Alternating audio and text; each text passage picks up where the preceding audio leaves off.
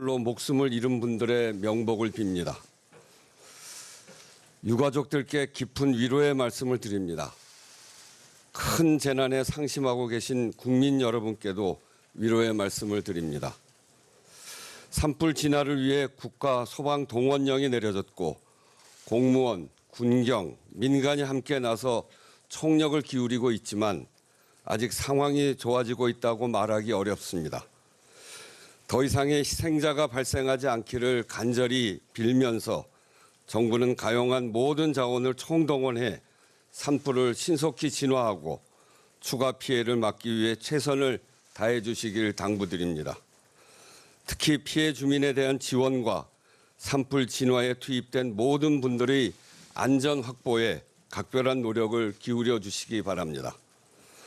산불 확산에 따른 걱정에 더해 헌재의 대통령 탄핵 심판 선고 지연으로 인한 국민의 우려도 점점 더 커지고 있습니다. 참으로 답답한 상황입니다. 국회는 이번 대통령 탄핵 심판 사건의 당사자입니다. 대통령 탄핵 소추의 청구인이자 12.3 비상계엄의 피해기관입니다. 그럼에도 불구하고 헌법재판소의 독립성과 신뢰성이 대한민국 헌정수호에 무엇보다 중요하다는 생각 때문에 그간 직접적인 입장 표명을 자제해 왔습니다.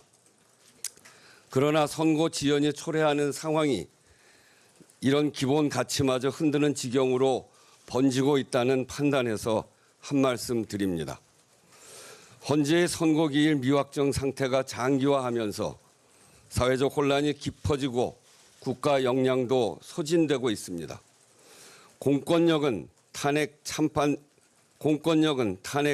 집회 대응과 산불 대응이라는 두 가지 큰 과제를 동시에 감당해야 하는 상황에 놓여 있습니다.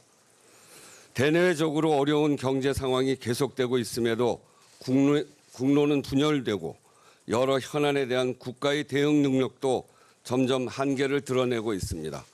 이대로는 위험합니다. 국민의 삶도 정상적이지 못합니다. 매일 아침 헌재의 선고기일 통보 기사를 검색하는 것이 국민의 일상이 되어서야 하겠습니까? 저는 앞서 국민들께 지금은 헌재의 시간이며 헌재를 믿고 기다리자고 당부의 말씀을 드린 바가 있습니다. 그것이 대한민국 헌법제도에 대한 신뢰라는 생각으로 말씀드렸습니다. 여기에 많은 국민들이 의견을 주고 계십니다. 의장님, 다 맞는 말씀인데 정말 살 수가 없어서 그렇습니다. 이 상황이 언제 끝나느냐 도저히 불안해서 못 살겠습니다. 이렇게 말씀들을 하십니다. 국회의장인 저도 헌법재판관들의 평의와 결정 과정을 알 수 없고 알아서도 안 됩니다.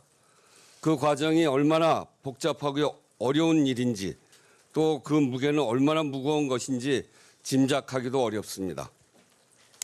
그러나 헌법재판관 2인의 퇴임이 약 3주 앞으로 다가오고 위헌 판단이 났는데도 국회 선출 재판관 후보 미임명 상황이 계속되면서 헌재의 선고에 대한 새로운 억측이 생기고 이를 둘러싼 대립과 갈등이 더욱 커지고 있다는 점 또한 짚지 않을 수 없습니다.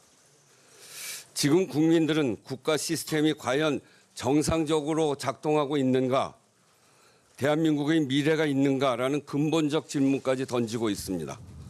민주주의 헌정 질서를 회복할 수 있는지 대한민국의 역량에 대한 의문을 품고 있습니다. 이것은 너무나 참담한 일입니다. 근현대사의 온갖 난관을 오직 국민의 헌신과 용기로 헤쳐온 그렇게 민주주의와 경제 성장을 동시에 이룩한 우리 자신의 역량과 자부심이 시험받고 있다고 느끼는 것이기 때문입니다. 나라의 주인은 국민이고 헌법의 주인도 국민입니다.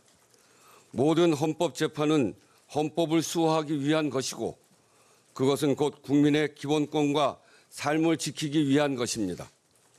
국민 대다수가 불안감을 호소하고 국론 분열로 대한민국 공동체의 기반이 흔들리는 상황이 계속되는 것을 정상적인 헌정 질서라 할 수 없습니다.